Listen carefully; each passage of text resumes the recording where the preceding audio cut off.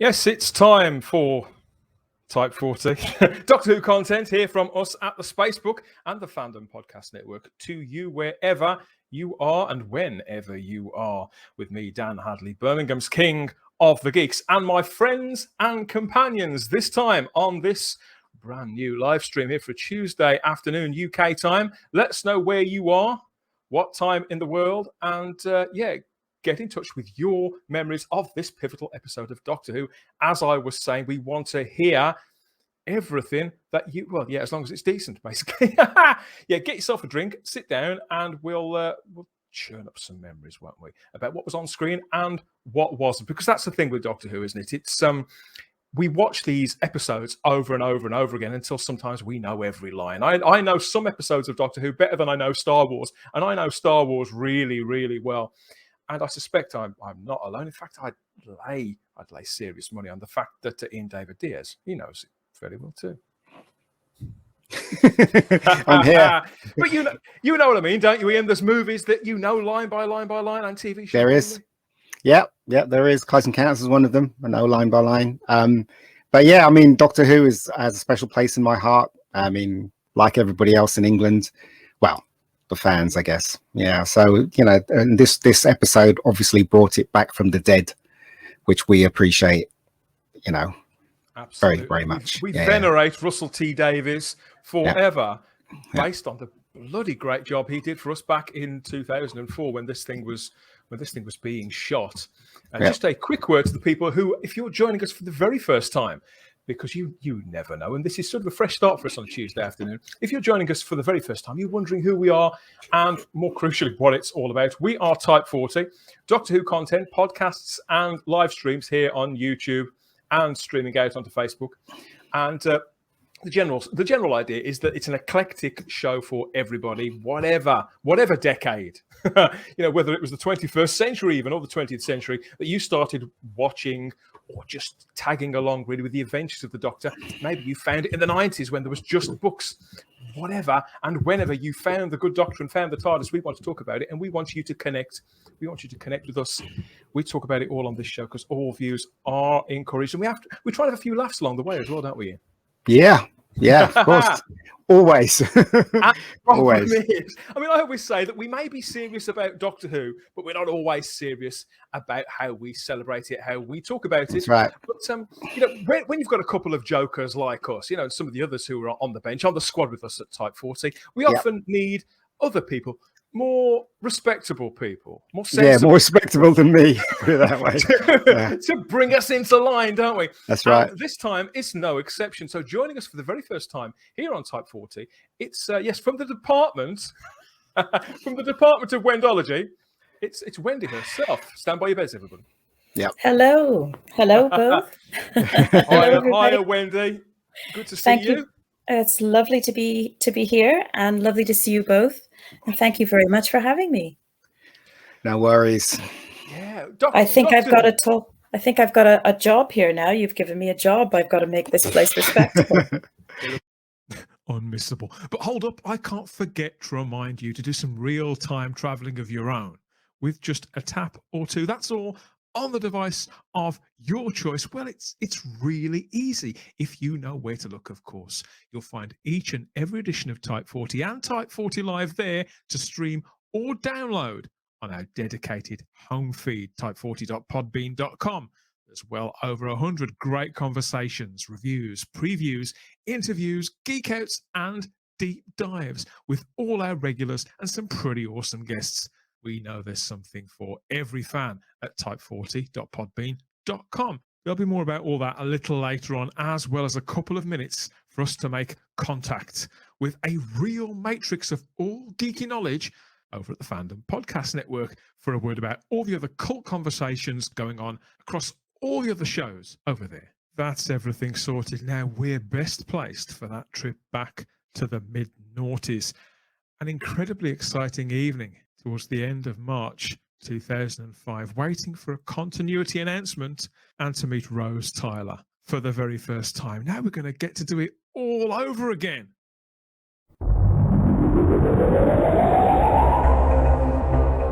I think that, you know, talking about Billie Piper, I suppose that's as good a place to start as any. When we look back to 2004 into 2005, Billie Piper was cast as Rose Tyler in Doctor Who back in 2004. I think it was around the April. And I don't know, Wendy, where you were in the world. You were still in America at that point, weren't you? I was indeed, yeah. Yeah. So you probably wouldn't have even heard of her, even if you were in the community at that point. Yes, that's correct. I hadn't heard of either of them, actually, and I definitely hadn't heard of Billie. And obviously since then, Darren has filled me in on her musical background before she was even cast, and some of the sort of concerns that were raised in the very beginning, as many people thought, oh my goodness, what are they doing? But what a wonderful decision it was. I'd say that, Ian, she was, I'd say Billie Piper, who she was, at the time, she was around 22. She'd been very high profile in the late 90s. She was more famous than Christopher Eccleston, wasn't she? Yeah, at the time. And also, she was in the news because, I don't know whether this happened before Doctor Who or after. I think it was before it, wasn't it? When she was with Chris Evans. Not Chris Evans from Captain America. The other British Chris Evans. They got married because he was a lot older than her, and they got married, and because he was very, very wealthy. I think he still is wealthy, actually. Yeah, they spent a whole year back then. I'd say pre Simon Cowell, Chris Evans for many years was one of the most high profile people on TV, and one of the most big pay. They used to put whichever deal he'd signed with whoever he was going to, whether it was one radio station or another, it was for some big fat amount of money, wasn't it? And it was always big news. It was like that. Yeah. And I think Billie Piper was, obviously got more famous because of that, because they got married, and then they had their honeymoon lasted for a year. They just traveled around the world, doing just drinking and getting drunk every night or some nonsense like that. They went on a year-long honeymoon, didn't they? Yeah, they did, yeah. But I remember him saying on some show that he surprised her. He brought her a car, and she didn't know how to drive. So it was like, huh? You don't know how to drive? But yeah. So she was in the public, with obviously with Chris Evans at that time. And then I was really surprised when they cast her, actually, because all I knew of her, that she was one of those pop stars that didn't quite make it. I think she had 2 hits. Was it just 2 hits? She had more than that, but How did she? I remember thinking at the time, like long before Doctor Who, that they got this timing sort of wrong with her. I think she hit big in this country. She had 1 hit in America, which I can't remember what the name of the track was, and then Britney Spears happened. In those knee-length socks with the skull tie and the pigtails. And I remember it well. Game over. Damn boy, everything that Billie was trying to do, Britney came along and did it bigger and badder, with more attitude, and sadly with better songs, I think, Wendy. Well, perhaps too with a lot of financial backing as well. Yes. I think she had certainly a very powerful machine behind her, taking nothing away from her, in her own talents. But I think she definitely did have quite a big publicity machine behind her as well. So she was huge in the States. And unfortunately for me at the time, I hadn't heard anything to do with Billie. So my first introduction to her was watching her with Chris. I think the one thing that is, apart from the fact they both got blonde hair, is that they were both stage school kids. They were both not fast-tracked as such, but Billie Piper had been on TV. I think she'd been on kids' TV when she was around 10 or 11, and she was one of those who would hold up signs in TV studios, and she'd been in commercials, and then wasn't it that commercial that made her famous, Dan? Wasn't it the Smash Hits commercial? Maybe. I think it was the Smash Hits. She did a Smash Hits commercial where she was dancing around. She was the cover girl for Smash Hits magazine. Yes, you're right. That's it. And that's how, because when that track, that very first record, Because We Want To, her very first record, went straight in at #1 and sold an absolute ton. And at the time, I didn't read that magazine. To me, she was just the latest new singer. And I couldn't understand how she'd become so popular so quickly until you hear that story afterwards. And it's not that Chris Eccleston was a nobody. He wasn't. Yeah, he was well respected. He'd chosen his roles carefully, as he continues to do. I think his first big role was in Let Him Have It back in 1989, the Derek Bentley, the real life real life crime film. I think he'd done an Inspector Morse or something before that, but little parts here and there. But he'd continued to be quite modest, hadn't he? And he'd stay on. He'd worked with Danny Boyle and people like that. He was, he was brilliant in Shallow Grave, sorry, and a couple of other movies like Gone in 60 Seconds, like big Hollywood films. But you could never really predict what he was going to do next. And could that be why his name never stuck with the British public? I think so, but also he's notorious for being very difficult to work with, apparently. What I hear from other directors and stuff like that. So he doesn't suffer fools lightly. But he said that he did Doctor Who because of his kids, because he wanted to do something different. He wanted to do something where he was funny. That's what I don't know. You know, that's what I think I read that somewhere. Well, the quote is that he was sick of everybody thinking he was that he was just a miserable old git. That's a direct quote, isn't it, Chris? Thanks, Chris.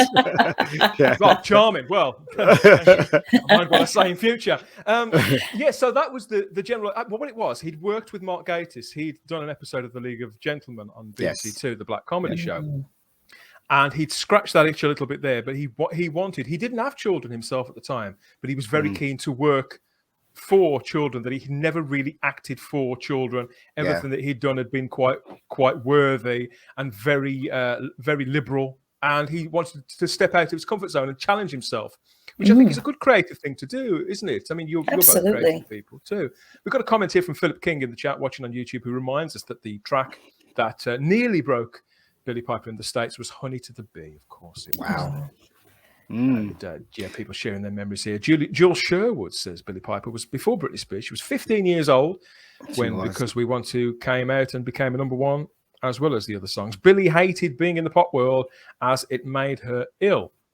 I can believe that. She looked, having said that, she looked fairly ill when she was out on the grog with Chris Evans in all those beer gardens.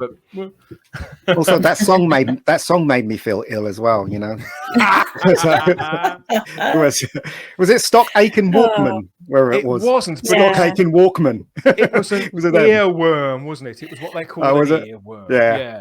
Yeah. I mean, I don't know, but I can surmise that maybe the music industry was quite cutthroat at that time, and I'm sure other industries like the entertainment industry in general can be quite difficult and quite challenging and wearing.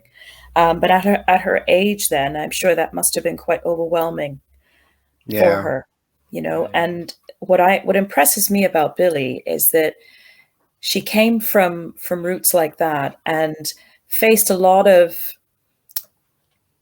concern, you know, when she was cast and people didn't quite know, you know, and she had a huge role in a very, very incredibly important IP that was being resurrected. And what a gift, but also what a tremendous terror that must have felt for her to think, my goodness, you know, I have to go on and I have to perform, and next to an actor like Chris Eccleston as well. Yeah. So, I mean, she was just put in a situation where, you know, I think a lesser being would have just crumbled. And not only did she step up to the task, but she absolutely nailed it, in my opinion. And she stood up to Chris and she balanced him perfectly. Their on-screen chemistry was just beyond perfect. I loved it. Beautifully cast. And I think I watched this again the other night, the episode we're going to talk about, and I think I'd forgotten how well they gelled, how well they worked together. And now you've said that, Wendy. Yeah, I mean, here was a man, Chris Eccleston was born in 60, he's around the same age as Doctor Who. I think he was born in 64, 65, something, you know, not long afterwards. And he was a two-time BAFTA sort of certainly nominee, if not winner. All those big movies and roles that people respect. There was a weight to the name and a weight to the performance. And there was Billie, who had acted before, and she'd been great in the things. I'd seen her in a couple of things in the years running up to this. And people had, and I think she was gradually changing people's perceptions of her. But of course, when you're that famous for doing that one thing, particularly with the British public, I don't know how it is in the States, but in Britain, I think we pigeonhole people hard and fast, and they can stay there for years. I think it's the same anywhere. Yeah, I agree. Yeah. Yeah, it's the same in the States. Maybe. I mean, Chris Eccleston worked with Russell T on The Second Coming, and I think is it the only thing he's worked with him? I can't remember, but I know that prior to Doctor Who, it was when he did the Second Coming for ITV. Yeah. I mean, Russell T Davies had come to Doctor Who. You know, we won't go into all that in too much detail because it's probably been everybody knows the story about how he signalled interest years before. But never really thought it would happen. And then when they offered it to him, he got really nervous and nearly turned it down and went through that whole sort of creative backwards and forwards. Should I? Shouldn't I? Should I? Shouldn't I? Which seems ridiculous now. Of course he was going to do it. But I can imagine him being in that situation. But coming from, he'd had a massive hit with Queer as Folk. Other stuff that he'd done had been liked, but hadn't hit particularly big. I think the shows like The Second Coming and Bob and Rose, they were liked. The people who saw them liked them and talked about them, but they weren't really seen by that many people. He was a superstar writer within the creative industry more so. The average person would not have been able to pick him out of a crowd or realize that they knew him from somewhere. And I think that with this season, this entire era as it rolled out, this made a star of Russell T Davies as a writer and a personality in a way that we hadn't seen up to now, and a way that I don't think happens very often generally, Ian. I think writers, people like Alan Bennett, everybody knows who they are, but that's quite rare as well, isn't it? Yeah, because Doctor Who is a huge IP, and also remember that you got the huge fan base. And and then also because he reintroduced it, you got more fans. Young children ended up liking it, so it was a huge thing.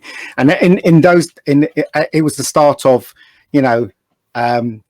little side shorts connected to shows. Do you remember? Because they used to put little side shows in the making of and stuff like that. What was the making of things called? I can't remember, but the BBC just went all out in trying to promote Doctor Who. Unfortunately, it didn't go all out with the budget, but even with the Eccleston version, but they went all out to try and make Doctor Who a presence in people's lives. And Russell T achieved pushing it in front of people and making people watch. So that was a good thing. And I was sort of talking it up as much as I could, but I talked it up very carefully, very modestly, I think bit by bit, as I saw the production come together, I thought, okay, now I feel I can speak about this confidently. But even up to that point, though, Wendy, because people were saying to me, well, it's all very well and good. They've got this writer and that writer and this great actor, but what makes you think people will actually watch that? And but that's stupid people that would say that. I mean, for God's sakes, you look how many videos sold of classic Doctor Who. Do you know what I mean? BBC. If you're talking about someone from the BBC that said that, they're dark. I mean, everybody knows BBC don't like Doctor Who. Put it that way. So. I think at that point, before it came on, that was still the general public's perception of it, that it was that show, that cheap show that had failed. You were still burdened. You were still saddled with that little bit of stigma, weren't you? If you brought it up, in a workplace, or it came up somewhere where you weren't among people who happen to like classic Doctor Who, you might get a little bit of, a little bit of stick, a little bit of smirking, and this helped to bring in even people who didn't previously find anything of interest in classic Doctor Who were suddenly talking about the show and suddenly finding out why so many of us loved the show so much.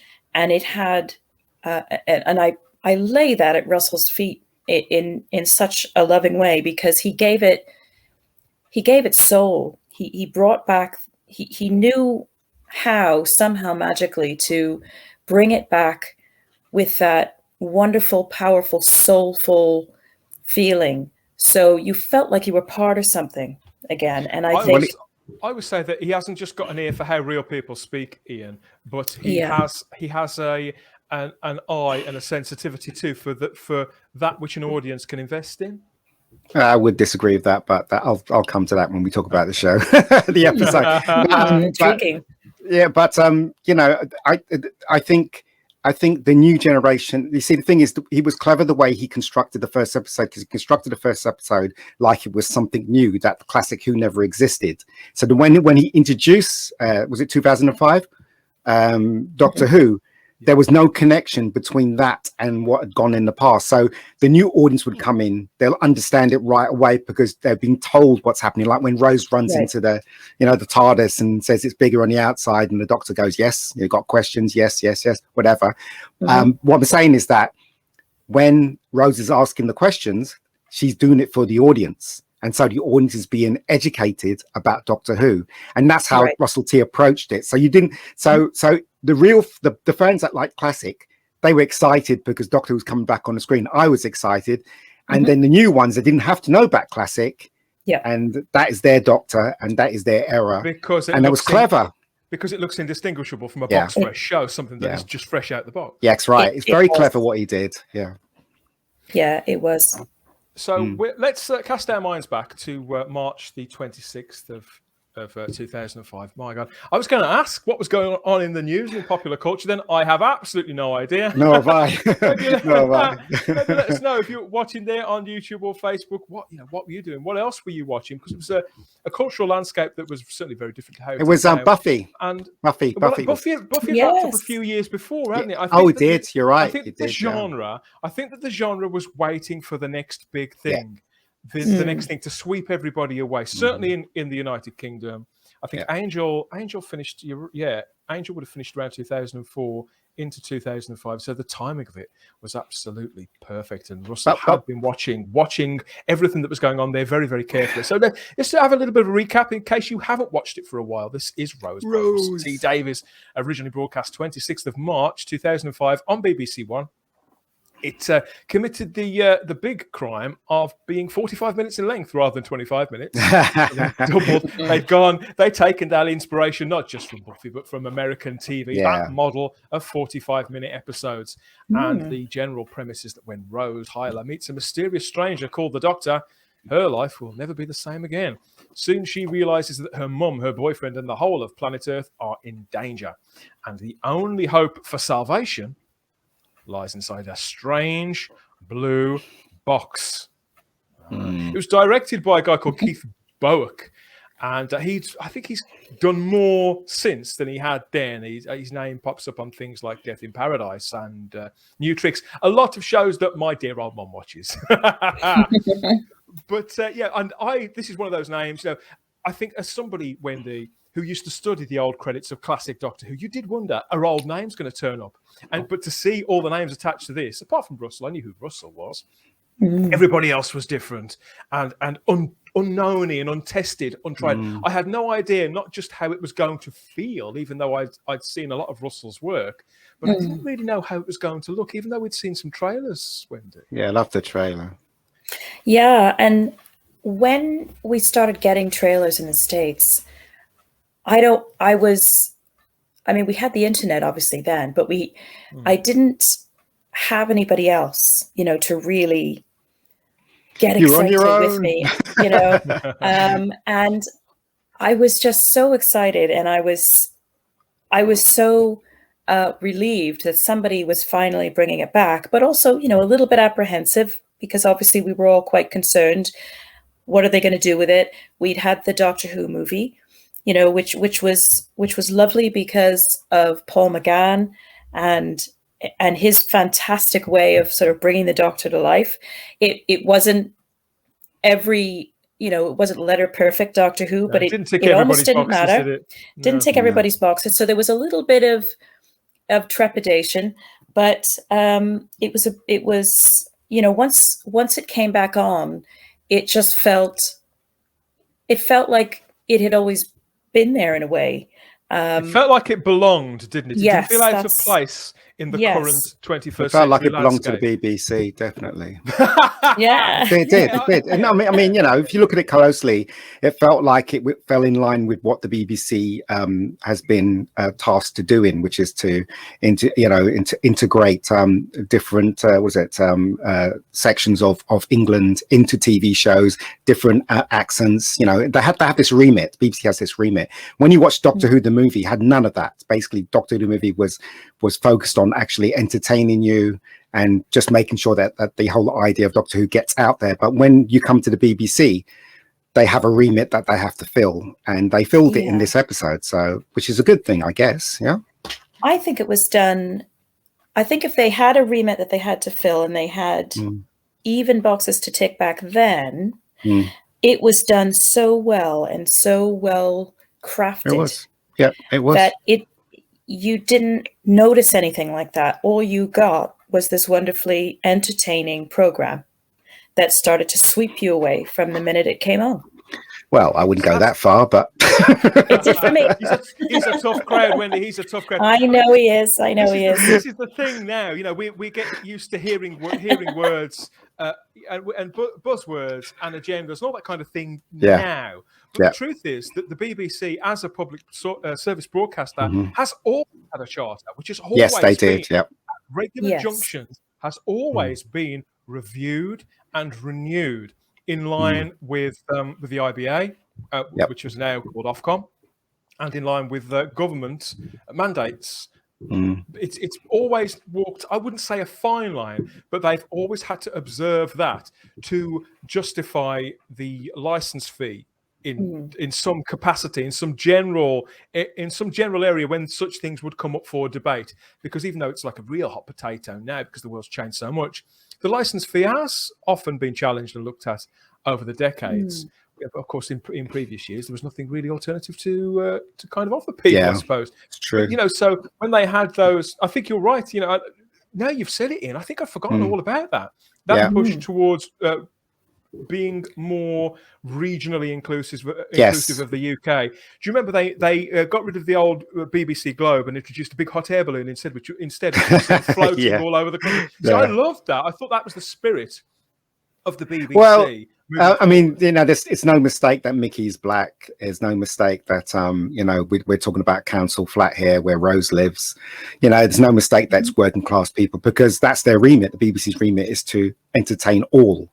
So even though the BBC was run by upper class, middle class people, and majority of the people that work in the TV industry is of that ilk, they still have to make shows that will talk to, you know, right across the board to everything. And that's their remit. Same thing with Channel 4. When Channel 4 started up, they had a remit as well. And now they're kind of, they're kind of a bit, you know, it's kind of like, yeah, it's there, but it's not, if you know what I mean. So as the years go on, it kind of gets a bit rubbery. You can stretch the remit to whatever you kind of think it's like, you know. Same thing with BBC as well, you know. To the point where sometimes, I mean, obviously, you know, you can talk about where that line is between observing that sort of thing and when entertainment value is compromised. You know, we talk about that quite a lot. Yes.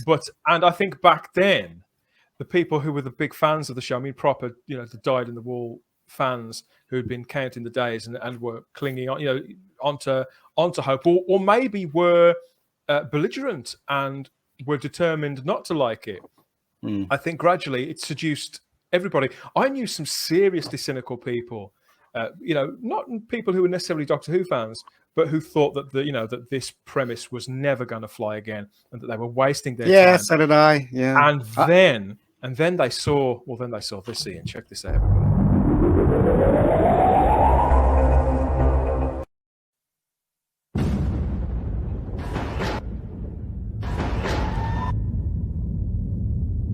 Do you want to come with me?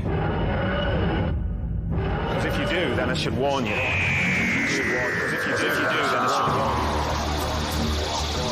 Because if you do, then I should warn you. You're going to see all sorts of things. Ghosts from the past. Aliens from the future. The day the Earth died in a ball of flame. It won't be quiet, it won't be safe, and it won't be calm. But I tell you what it will be. I'll tell you what it will be. Trip of a lifetime. Do you want to come with me?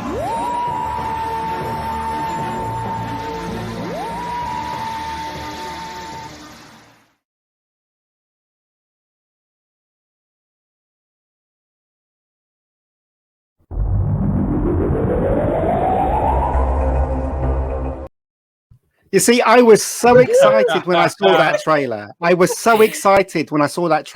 And could you imagine my disappointment when I saw the first episode? Could you imagine? Well, I remember when that went out, my son, who was about 4 at the time, just looked at me and said, I want to go with him, Dad. Yes, I do. Oh, we all did. Oh my goodness. Yeah. I mean, look at the way it was shot. Look at the way it was lit. Look at shot on 16mm or 35mm, whatever it was on. I think it was 16.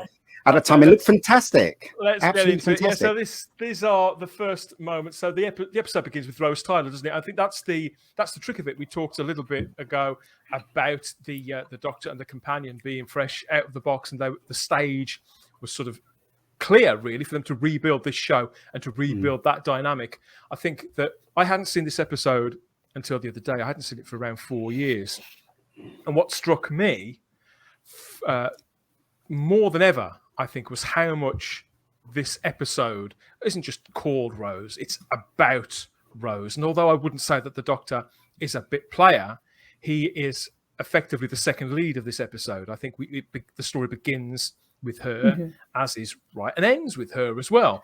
But we look back now, and it's very easy, isn't it, Ian, to talk about the way that things were shot and production values back then, because any example of vintage TV, I think, no, it's not quite vintage. Something has to be 20 years old to be classed as vintage, isn't it? But older TV, once a decade or so has passed, you can see markers, can't you, that sort of give it away as being a product of its time. And this episode of Doctor Who's no different, is it, Ian? No, it's no different. As I said, that trailer got me so excited because after seeing the Paul McGann movie that was shot on film, and it looked fantastic, and even if you look at the Blu-ray, it looks absolutely brilliant. The photography is really good. That's a fantastic scene where anyway, I won't go on about it. But this one, I was so when it started, I'm like, oh my god, they shot it on Digibeta. Why? And as saying, it's like coming down from like the movie version, which looked fantastic, and they took their time lighting it, to this rushed. As far as I was concerned, I know it wasn't rushed, but it just looked awful because in those days, it was a troubled production, Ian, as we now know. I know. That didn't come out for a long time afterwards. Yeah, but they had this thing where what they do is they shoot on Digibeta, which was tape, and what they do is they strip it off a field. So when everybody moves, it looks like film, but it isn't. It's actually video. So if you look at straight lines in the shots, you'll see the lines sort of jagging. Is that a word? So that gives it away that they stripped to a field, because when you make up a picture, when it comes on video, you have two fields, the upper field and a lower field. And when they strip it of one field, it moves like film. It doesn't move like video. So that's what they did on this. And I was so disappointed. I was sitting there going, oh God, why didn't they put money into this? What is wrong with these people? Because it's a great IP. And anyway, I'll stop. Yeah. The truth of the matter is, though, even though this show is special to us, Wendy, it is to me. It's still a BBC show. Yeah, I was talking about all of us, and you. So even though it's special to us, to all of us, it is still a BBC show with a set amount in the budget afforded to it. It's still an in-house production. It's still got a producer and executive producers. And the budget is the budget. The model, the BBC wasn't in HD at that point. They didn't. BBC HD, the HD channel didn't exist. Doctor Who itself was some 4 years away from being made in HD. I think it happened quite quickly. I think 2006, 2007, they were testing it out. Then I think BBC 3 went HD before BBC 1. So this was largely the standard. I mean, I look at clips and screen caps from this episode. It reminds me of all the other dramas that were around at the time. Things like Spooks. Big shows that were really, really popular. Cutting It, all those shows that people loved. Spooks was shot on 16 though. 16:9. 16 millimeter. Shot on 16 millimeter. Spooks. I didn't know that. Yeah. But would it have been? But that was distinguishable. Oh no, you're right. Now, come to think of it, when you look at the quality between the pictures, the Spooks shot on 16 mil. The reason why you should shoot on film at that moment in time is to actually future-proof it. Because if anything's shot on film, you could future-proof it to HD, and it still looks the same as that way. But you can't future-proof this. Although there are programs that you can now. They've created these AI programs that can update the picture and stuff. Definitely upscale them for Blu-ray. Yeah. But when I was watching this episode, even though I was swept up. From the moment you hear that alarm clock beep, you hear Rose's alarm clock beep, beep, beep, beep, and it dives. The camera dives in through. It's cheesy in a way. It's cheesy that sort of fall to the earth. We've seen it over and over again, and it gets me every time. I think because it sweeps right into somebody's bedroom, just a girl going off to work. But I'll say this, and I won't have many negative things to say about this. That first scene where she goes from the shop floor down to the cellar at Henry's, Henrik's, where she works, that seems to go on forever now. The pacing of this episode, it's not as good as I remember it being. It's funny, isn't it, when you watch it again? I think it's because you've already had the reveal. You know what's coming, so now you're noticing things that you didn't notice the first time around. Yeah, you do. And I like the beginning. I like the writing. Russell T. You can't fault Russell T. in his writing, in his construction of an episode. Within 2 minutes, you know who Rose is. Everything that she does within that 2-minute montage in the beginning. She gets up, she goes to work, she meets her boyfriend at lunchtime. You know that she has a boyfriend. You know what kind of a girl she is. She's laughing. She's generally a happy person. You know, she doesn't like going to work and stuff like that. And when she's trying to get home as fast as she can, she's given this thing to, you know, I think it's the lottery thing that she has to go back downstairs, and she doesn't want that to do that at all. So within the space of, I think, 2 minutes, less than 2 minutes, you know who she is. What fantastic writing. What fantastic writing. And he carries on restating that, I think, for the people who maybe are eating their tea as they're watching it. He restates those facts over and over and over again. So we're never in any doubt about who she is, what makes her tick, the people in her life, what is her normal, and whether she's contented or not. I think gradually changes over the time that we know her, but in this episode it seems like she's a wonderful character from the start. I think I'd forgotten how much I actually like Rose and can relate to Rose, Wendy. And I think that's the key word, Dan, is relatability, because that's the first thing that I felt watching her. And like Ian was just saying, that the mastery of this, the way that this was done, is that you know everything you need to know about Rose. It's right there. There's no wasted space or time. It's all laid out for you, and you instantly, and certainly I did, relate to her as a person. She's working class. She's in a bit of a dead end job. She's young enough to have the whole world at her feet, but she's not in the right place to be able to make anything else happen for herself than just going back and forth to work every day, coming home, seeing her boyfriend, eating chips, and it shows how all of a sudden the universe has opened up to her, at the end. And it drew you in. And from my point of view, I was along for the ride. That was it.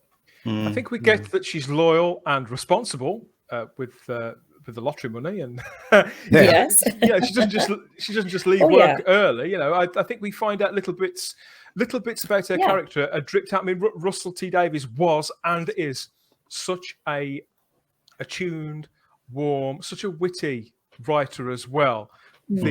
Some of the gags are a little on the nose, maybe, but only in a cheesy kind of dad joke kind of way. In other words, they're the kind of jokes that people actually do make, because we're not all sort of Perrier Award-winning comedy writers, are we? These are the jokes that people make to one another in the average family home, like it or not. Yeah, he got the characters right. I mean, the very little that we knew of her mother, we knew exactly who the mother was and what kind of attitude she had. So within that space of time, we knew who the mother, what kind of person the mother was. We knew who Mickey was. So to that extent, Russell T crafted something that was really good with the characters. It's just the logic that falls flat on its face when it comes to this episode. But we'll come to that. I think it's that Jackie and Mickey both rely on Rose for different things. Yeah. Yes, that's different things of her that she's perfectly capable of giving. But does she have to? That's the question. And when she does she want to? And even though that long scene, sorry, what was I saying about dad jokes, everybody? Even though I thought that scene was quite long, I think when it does hit pay dirt and she comes face to face with the Doctor, and we get that first line from Christopher, because that's the first time we lay our eyes on the Doctor in the fictional universe for 9 of our Earth years. It was at that point of that Lion run, and we're staring him right in the face, and so is Rose, and he takes her hand and she grabs it back, and together they run. And I think that's the spirit of this entire production from this moment until Russell T Davies signs off on the show. He got it right though, didn't he? He got it right. Mysterious man in a blue box. Earthling meets that person, and she's intrigued. And that's basically what Doctor Who's all about. Doctor Who comes and saves the day, and he goes away. Yeah, you know, that's what he does. And Russell T got it right. It's just the execution.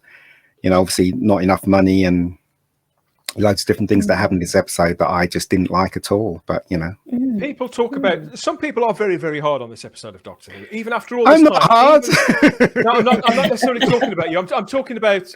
You know, you're looking at it from a filmmaker's point of view. No. I'm looking at it as a fan, as well as when, you know, but when you talk about Digibeta, you know, most of us don't know. No, I just thought I'd educate you. But, just thought. And it's appreciated, mate. You know it is. But what I'm saying is that it wasn't just people who had that kind of knowledge who know why it may look a little bit fuzzy. People out there, it was accused of looking like a children's BBC show by a few people, and which I thought was unnecessary and harsh. Even if it is kind of right. It's true. It's true. That's what it looks like. Made by the BBC. And I see that now, obviously, as time passes, you see that even more. It's got that sort of Tracy Beaker sort of fudge. Yeah. Tracy Beaker. I remember. It has, as regards production values. But I think, but then people also criticised it as well because of the plot. I remember seeing, you know, particularly because I was active on Doctor Who message boards at that time. It's got it. The plot's very thin, isn't it? Well, yeah, it's not the plot, and that's the truth, I think. And I watched this again the other day, and I've probably seen it a couple of dozen times, if not 50 times. And although I'd say it is a simple plot, but that doesn't mean it's not a sophisticated piece of TV. I agree. It doesn't need a complicated plot. Introduction. This episode has some serious heavy lifting to do. All that stuff that you were saying, Ian, about with the British public and with the characterization. And so why would you, in 45 minutes, try and give and serve this sort of dense, multi-stranded plot when you can lead people there, can't you? I think people are impatient for it to hit all bases all at once, which is unfair. And I think people still look back on this episode with that same critical eye, which I do. Well, I do. Yeah, and I think what you said, Dan, as well about it didn't necessarily need to be perfect. It didn't need to be too heavy or too dense, you know, of a plot, because the object of this particular story was just to try to hit the ground running and try to bring in as many people as possible. Saying that, I completely understand and agree that, you know, now that we're all these years later, we can go back and we can look at some of these episodes and say, yeah, okay, this might have let it down a little bit, or, you know, perhaps they should have done things slightly differently, but it doesn't change the feeling I get when I watch the episode. And that's, I think, a big part of a good story to me, being a complete lay person when it comes to, you know, the behind the scenes and the production of things. Yeah. If I can go back to that story all these years later and still feel a little bit choked up and quite emotional and quite excited watching it, I feel like they've done their job. It helps that shit starts blowing up. And there's gizmos to look at within that first 5 minutes to grab people's attention. That's no slight, because it was meant to be sensational. It was billed as the trip of a lifetime. You cannot gradually sort of stag your way around a few corridors in Television Centre to simplistic music at a snail's pace when you've built something as the trip of a lifetime. As you were saying, Ian, it was that's the kind of statement. I don't want to use sound bites, but it's that kind of thing. This ain't your daddy's Doctor Who. You know, it's that kind of thing, and it was to make that statement at every junction, really. Well, the episode was there to introduce the Doctor to a new generation of fans. That's exactly its job, and it did its job very well. But as I said, you know, there's a lot of things in this episode that was I just had to go like this all the time, because I'm a huge fan of Doctor Who, and I like classic, and I loved the McGann. I was probably the only one that liked, you know, the Paul McGann movie. everybody was like, it's not real Doctor Who. And I just go, shut up. You know what I mean? And the stuff they did in the movie, they did in this, you know, the new Who, where Doctor kisses someone and stuff. I remember when Paul McGann kissed someone. Oh my God, it was like somebody got murdered with the Doctor Who fans. They were like, well, Doctor doesn't kiss anyone. Like, shut up. It has to evolve. Anyway, but this episode, right, it did its job and it did its job well. But the problem is the lack of money and the lack of just a lack of logic in some scenes that just kind of lets it down, in my opinion. Even though you accept that Russell T Davies is a great writer, you think it could have done with another pass on the actual script? I think it was a compromise. Well, I just think that when you see, if you look at it from the writer's point of view, he writes something, but then the production has to make what he writes a reality. Like, for instance, okay, why was the makeup on Mickey when he got turned into, well, he didn't get turned into, but when they made the plastic version of him, why was it so prevalent? And she didn't notice. She didn't notice he was plastic. Do you know what I mean? Things like that too, Wendy, every time I watch it. It's things like that. That does get to me when I watch it. I think, how could she not know? You know, and say so. Is it because he's fresh out of the production? No. It's not Russell T's fault. It's the production. It's whoever was in charge of. No, I mean, if I was the director, was that deliberate though? That Mickey looked like that because he'd just been made, whereas we see. No, well, why would it be deliberate?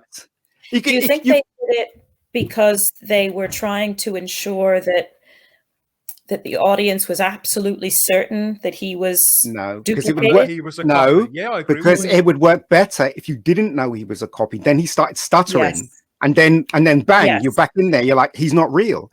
Instead of actually, when you see him in the car, it's completely different makeup. He's a lot different makeup to when he's in the restaurant, and that to me is a production fault. That isn't Russell T's fault. That's them interpreting. What about if it was deliberate?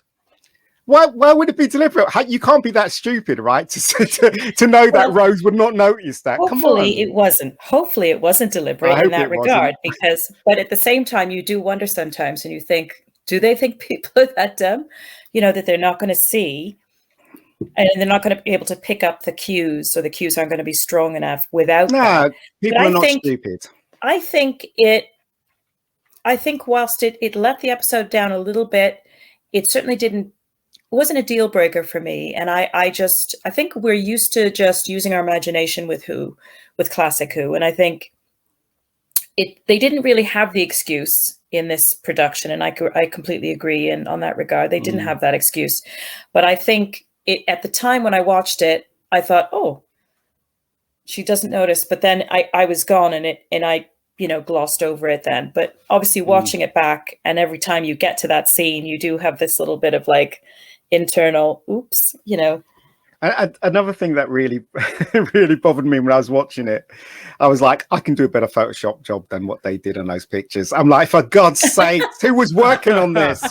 Even then, with the technology we had then, I was like, oh my God. You talk about the cast as well. It's a smaller cast than you think, really, because it's probably bigger than classic Doctor Who. But we've got you mentioned we've got Noel Clarke as Mickey Smith. It's the first time we see him. He'd been in a few shows, things like Over Design Pet. People knew his face. This was just the latest role of many. I think that he's not in it as much as you think, and he's a pawn of the events, because of the autons, really. But there's other great people in it too, like Mark Benson plays Clive. I think he's wonderful in. He's a marvelous actor. He's got 5-10 minutes on screen, a memorable character people still talk about now, all these 15, 16 years later. I wish he came back. He didn't come back, did he? But why didn't he run when he saw them in the mall? Why didn't he run? He's the first person that should have went, oh my God, grabbed his family and just ducked and run away, But they just sort of froze. I think because he couldn't quite believe it. That he was right. I think people had been taking the piss out of Clive for so long, including his own wife, albeit lovingly, that when it's all in front of him and it's all true, I think he's taking in every tiny detail, and it's a split second, even though it seems longer on screen, between when the Auton's arm levels up and he realizes, oh my God, that means if all of that is right and I was right all along, that we're in means trouble. That my life is in danger. And as soon as that's his mind goes from A to B to Yes, C. it does. Yeah. Yes. Before then, the weapon is cocked, aimed square at him, and you're gone. He's done. He's out. Yeah, that's an excellent point, Don. Also, another thing that bothered me as well is that when he was having those pictures and he was showing Rose, why wasn't it the first Doctor? You know, and he made the connection between all these people are connected to this. Because of what you said, mate. I think it's exactly because they wanted to maintain that box fresh series. No, that's true. That's true. That could be true. Yeah, he does say things. He does mention it. He says, "I think it's an inheritance passed down from father to son." Then he says he's immortal. He's immortal. He flips, but he flips through a load of pictures, doesn't he? Before he saying, does, yeah. This one's yours. He says something like that, and he produces the picture of the Eccleston. Well, several pictures of the Eccleston Doctor. Yes, there was. To say, you know, to even though he's telling us some quite outlandish things, so maybe showing her a picture of, you know, see this guy, this big fat guy in a multicolored coat, same fella. Oh, come on. Yeah, right. Yeah. You know, I don't think he wants to. I think he wants to ease her into it gently. I think you're right. I think obviously. I think you're right. I never thought of it that way. But if it was me in charge, I would have said, yeah, let's have the multiple Doctors and create a reason why he connects them all. But obviously, Russell T wanted to have a fresh start, because if he introduced those characters, then obviously the new fans wouldn't know who they are. So they wouldn't be able to make that connection. So maybe it was right. He just had Eccleston going all the way through history, I guess. I don't know about you, but I noticed this time as well, because obviously Mark Benton, he's really quite famous now. He's had several shows himself. He's in Shakespeare and Hathaway, that lovely little afternoon detective show. Yeah, really nice guy. I could watch him in anything. And in this, he's great. But you can see that line. It's chilling when he leads Rose to that place before you can see she's starting to believe in and make those connections. And he says, I think he's an alien from another world. I think he's immortal. And you can see him look her square in the eye. Cards on the table. You asked me what I believe. You've asked me what the culmination of all my research is. This is it. Take it or leave it. And then the next thing we see, she's out of his house and she's gone. But you can see in Mark Benton's eyes, he loved delivering that line. Yes, it was. It was delivered with such pathos, you know, and you know, it was. I just think that I really like his character. I wish he came back actually throughout the run of Eccleston. Just in small little bits and stuff. It could have been a nice running gag with him. Like one of the Watchers in Highlander, Wendy. Do you remember? Or in X-Files, you know, the sort of Scooby Gang off to the side, you know, in the X-Files, the guys, you know, he could have been sort of there in the background. Yeah. Yes, that would have been great. It would have been great. I mean, another thing that I thought was kind of grated with me when this is generally how I thought when I saw the episode the first time on the BBC. I didn't think Chris Eccleston's performance worked, because he was trying to be funny, and you can see in Dalek. That's where he fitted in as the Doctor, because the Doctor wasn't trying to be funny. He wasn't trying to crack all these jokes. He was the Doctor when you saw Dalek. In this one, they must have shot this one first, right? Am I right, Dan? Did they shoot this one first? No, they shot Aliens of London and World War III first. And so when did this one come in line? Because he still hasn't got the Doctor here for some reason. I think it was still in that first production block. I think it was not long after. Because when he's walking down he's walking down the road with Rose, and where they're holding the hand, and he's like, I'm the Doctor and blah blah blah. I just wasn't convinced at all, and everybody will hate me for this. When he holds a hand, he's like, I can feel the earth spinning, I know the sun is this, that. I wasn't convinced. I was like, yeah, so what? Do you know what I mean? Just now, doesn't work for me, you know. As I'm sure you're aware, you must have heard this over and over again. That is a fan favourite scene. I know. It's one of my favourites. Not my favourite. It sends chills up my spine. It gives me goosebumps just thinking about it. The first time I ever saw that clip was around a week and a couple of days before the episode was actually on. It was used on the Jonathan Ross show when Christopher Eccleston was a guest. And so they asked him, what's it going to be like? Because we'd seen so little. And that was the clip. That was the clip that we got shown as a whatever you want to call it, as a taster. And I loved it then. That's what I think that played a massive part in convincing me that Doctor Who was back after all, that it was safe to look. And yeah, so I just think he's so much. My reading of it couldn't be more different. He couldn't be any more like the Doctor. I think it's pitch perfect. I love his costume. I think it suits who he is as Chris Eccleston. I did not like his performance in this episode at all. There were certain bits in it that I thought was great, and there were certain bits where I thought he completely missed the ball. Totally, especially in this scene where he's walking with Rose, and and they start joking, and it's like over these comedy strokes that he has to play in it, and I was just thinking about that scene, on the left. I was just thinking about that when you were mentioning the comedy scenes. I personally, they worked for me. I thought they were quite funny, but I can understand, that they might not be to everybody's taste. I think he's fighting with the hand and all that rubbish. I'm like, oh, for God's sakes, and then I think they taxed him as an actor, Ian. They did, That was what he wanted by taking this part. I guess it does stand out. You're aware that he's not struggling as such, but you're aware that he's out of his comfort zone. The bit that did make me laugh is that picture there where she's trying to come on to the Doctor. And that made me laugh. She's like, no. He's like, no. He walks off. That made me laugh.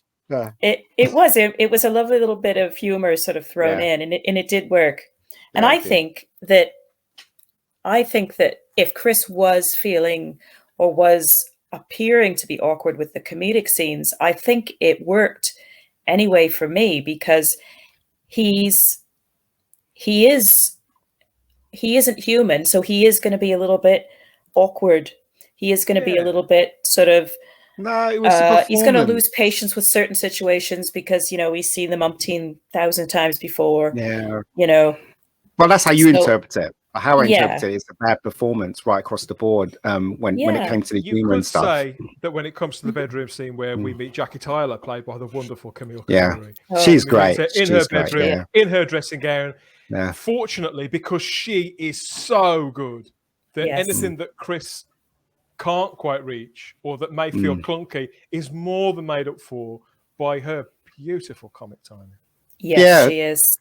She's great. I really liked her from the get-go when I saw this episode. I like the bit where she's like, you should call the newspapers and make some money out of this and stuff like that. All that stuff she's saying. All the way through the episode. I noticed lots of things about this episode this time, guys, that I hadn't before. And that was one of them.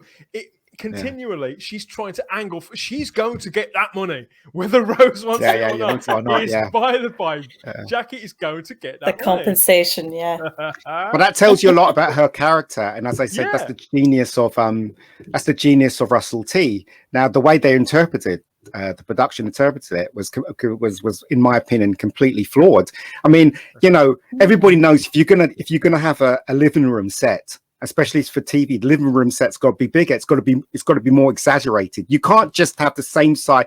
If you go into a council flat and shoot someone in a council flat, you feel everything is small. That's why when you watch American TV shows, the living rooms are always so big, because you get that thing about space. And with this, it just felt like, they were I know it was a set, but why didn't they build the set bigger? You know what I mean? Anyway. That's just me. I said it was just me watching all this stuff. They did rebuild that set and expand it for the Christmas one. Yeah, I know. They did. Yeah. So I'm not sure whether it spinning Christmas tree. I'm not sure whether it was again allocation of studio space for a brand new show that they were making 13 of. However, it's all practicalities, and maybe you're right. Maybe they should have had more belief in it, Ian, from the start. Exactly. And I've always maintained this. The BBC, I say, maybe they don't understand Doctor Who. They don't understand. They don't know what to do with the IP. The IP is one of the most strongest IPs they've got in the whole of every show that they've got on that channel. One of the most strong IPs in television history. It is. And they don't know what to do with it. And they don't know who to hire. And they don't know who to hire as writers or people in charge at all.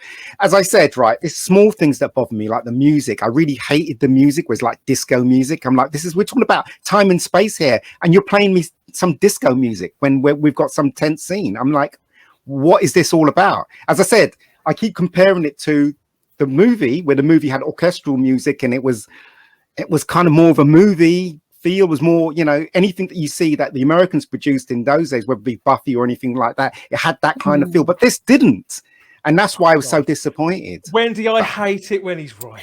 No, I I'm know, not right. I That's just know, my opinion. I It's just know. my No, opinion. you are. In all honesty, in that aspect, you Yeah. are right. Yeah.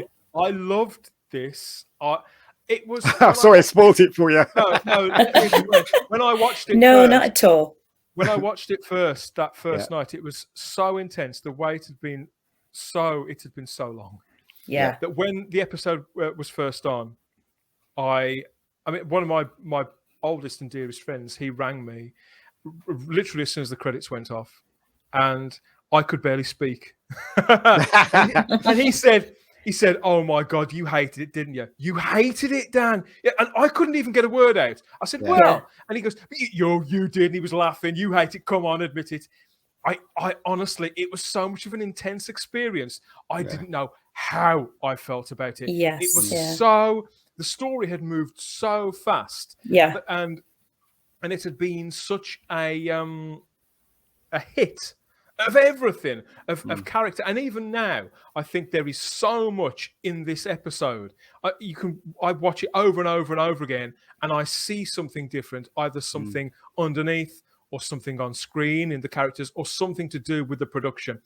So right after I watched it that very first time, I spoke to my friend, told him to go and do one, went for a Jimmy Riddle, went down, pressed play, and watched it all over again. Wonderful. And then I think I left it about half an hour, Yeah. watched Doctor Who Confidential, and then I went and rang him, and then I told him what I thought about it. Yeah. Yeah. But it was really, really intense, because you weren't sure. I think you weren't sure of whether the choices that it had made creatively, whether they had thrown any babies out with the bathwater. No, whether they didn't. Whether the general, no, but you weren't. No, but at the time, as a fan who was sort of teetering on the edge, you weren't sure, because how were the audience going through? I was aware that I wasn't the target audience for this, or not the majority, and it was because if people don't watch this, they won't make any more. So, and I didn't want to get myself too invested in a show that was going to disappear again in 3 months' time. Especially Doctor Who. Yeah. Yeah. And what you said about that TV movie, Ian, I was also aware that, not that it was a step down, but that it didn't look or sound as good as the TV movie. I think you're right. But the thing is, that is, sorry, go ahead, Wendy. Go on. Oh, sorry, Wendy. Ian. No, go ahead. Go ahead. All I was going to say was the one very special thing that I will always be grateful to Russell and to the whole team for making this, bringing it back and making this particular episode and it going out when it did, was that prophetically, because I'd been away from the Doctor Who fandom for so long, it prompted me to go online, join MySpace back in the day. I then quite coincidentally met my future husband, who was a big Doctor Who fan. We came together online. We got to know each other, and then we eventually got married, and I came here to live in the UK with him. And man, that alone is worth, it's it changed my life. It changed my life for the better. Well done. And I'm so proud of that. And so that this episode is definitely a very special one for us, for sure. We even recreated on our honeymoon, we went to London and we recreated Rose and the Doctor running across Westminster Bridge together. Excellent. And it was a wonderful moment.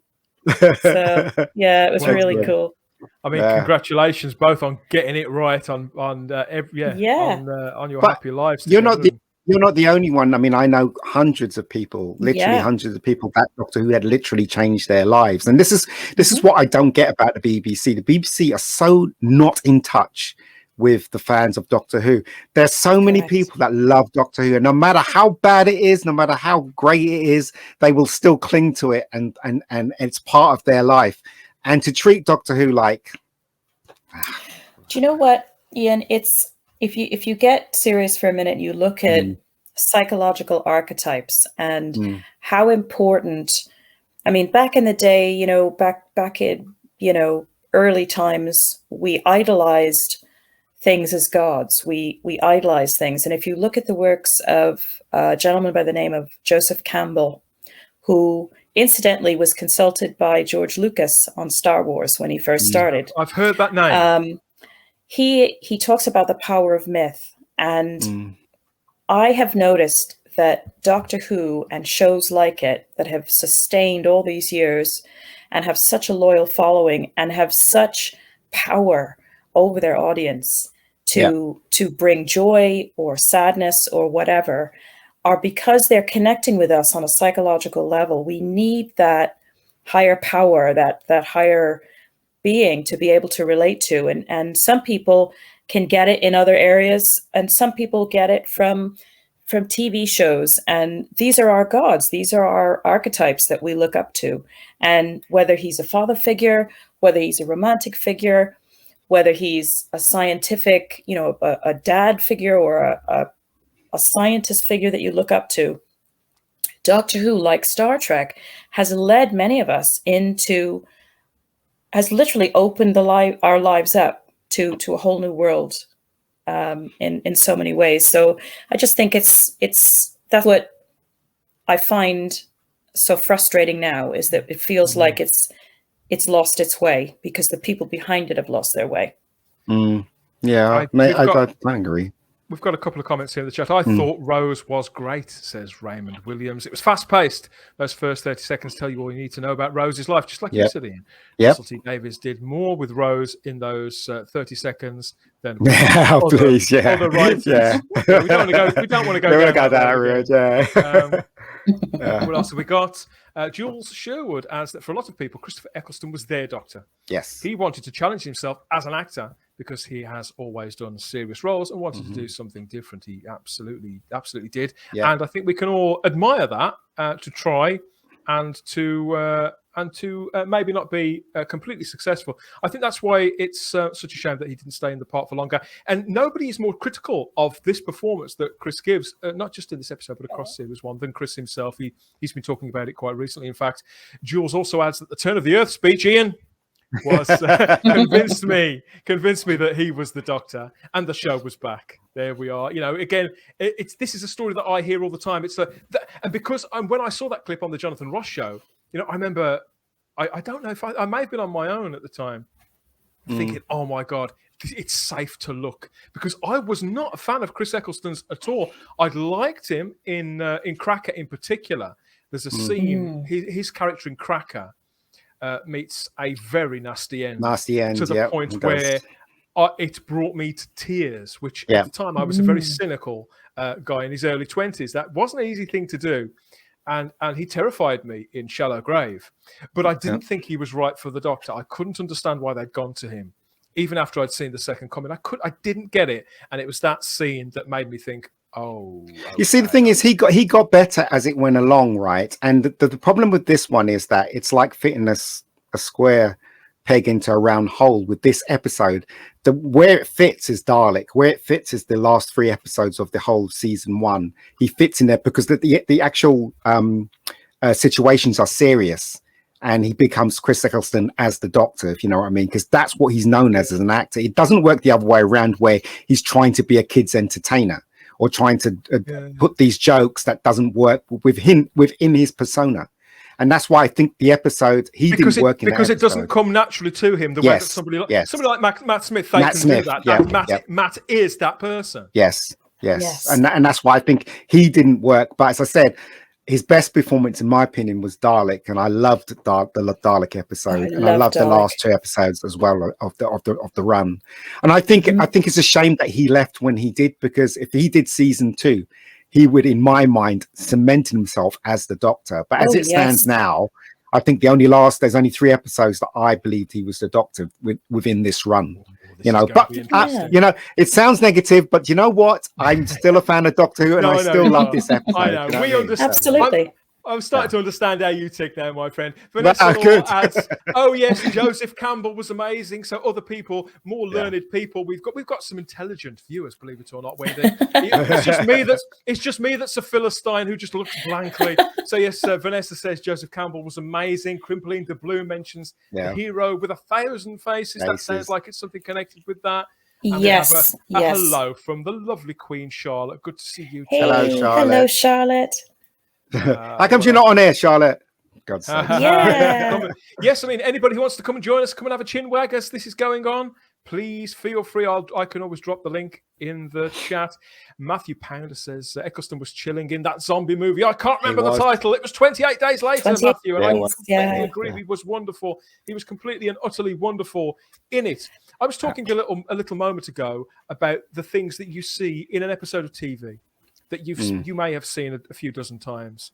And the best stuff, the stuff that has the most to give, you can go back to it time and time again and see something different somewhere along the line. And here, in this episode, something that stood out to me was the scene that we've got on screen at the moment. So we've got where we see where the doctor pulls off the fake Mickey's head in the restaurant, which, again, I think that scene, I think that's all quite clunky. I think that's Russell's worst scene in the entire episode. I don't think it comes together the way that he wants it to. No, you know what? I disagree. I think everything that Russell T wrote was fine. Right, on paper, it's probably amazing, but it's just the way they did it, the way they interpret it. That's where it falls, in my opinion. Good point. So it would fall with Keith Bowick rather than with Russell himself. No, the problem's not Russell. The problem is the production designers and the actual production budget and the production itself. The people that were in charge of the bits that make up the actual series itself. As I said, and the director, I thought the director didn't do a very good job on this at all. Personally, me, but that's just me, right? Well, this is it. I mean, I'm looking at now the scene of the restaurant where the doctor is sort of staring Mickey in the face because that's all that he's got to look at because he's pulled off his head. Yeah. And there's a shot where he looks the detached head right in the eye, and there is a couple on the table behind, and there's a split second where the Mickey's detached head starts talking, and it is really freaky. And Noel Clarke plays it brilliantly, like there's this sort of menace about it. And you look at that couple, and she puts her hands up to her face, and you expect, because this is Doctor Who, and it just in a split second, I cued her in to scream. But then her husband sitting to the left of her, then he screams instead. Yeah. It's absolutely brilliant. And it's the tiniest moment. They're both scared. So this isn't a that was thing. This is cleverer than that, isn't it, Wendy? It's very clever. You're right. And you're right. You're expecting the woman to scream, and it's the man who screams. And I think it helps to even make that scene sort of pop and be even funnier. Could have been because funnier. Of the sort of surreal, because of the surrealness. That was Keith Bowick's choice to do that rather than Russell T Davies. Yeah, I think that was a good choice, definitely. It could have been, that scene could have been so much better if it was directed well and it was written. If it was executed well, but it wasn't executed. It was executed badly, in my opinion. But the action, as I said, it's just not a lot of movement in that scene, isn't it? Yeah, and also as I say, the makeup on Mickey's face and all that crap, and it's just anyway, whatever. It's all very good points, Ian. And like I say, the makeup thing with Mickey was a bit of a letdown. But again, it's probably the only bit, if I have to critique it, that you would sort of trip over every time you see it. But it still hasn't sort of spoiled the episode. I was incredibly happy when Doctor Who came back, even I was disappointed with this episode. I was like, thank God they've brought it back, and now maybe we can get some real Who on TV.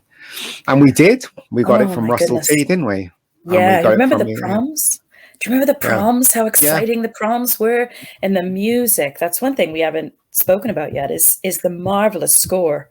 But the one thing I must say is that from this episode straight across to Russell T's version of Doctor Who and Moffat's version, the series did get better in quality value in the way it was shot and the music and stuff. It got better and better and better. So they gave it more money, and exactly. So maybe that's which they should have done in the first place, shouldn't they? But hey, throw my hands in the air like I just don't care. Yeah. We've got a comment here from Vanessa in the chat watching on YouTube who says that camp is okay if it's entertaining. I think that looking back as well, another thing that I was relieved about, I haven't got a camp sensibility. Even though I love a carry-on film, come to think of it. But I haven't got a camp sensibility. And somewhere along the way, in between the time that Doctor Who was off screen, it's got this reputation as being this campy show. and I'm not saying that the original show wasn't camp. I do see that now, but it was never what I'd received from it, and I was a little worried that when Doctor Who came back, they would play to that and be campy because that's what it had become known for. So I was very relieved that there was that pathos you talked about, Wendy. That all of that was there, played with such conviction.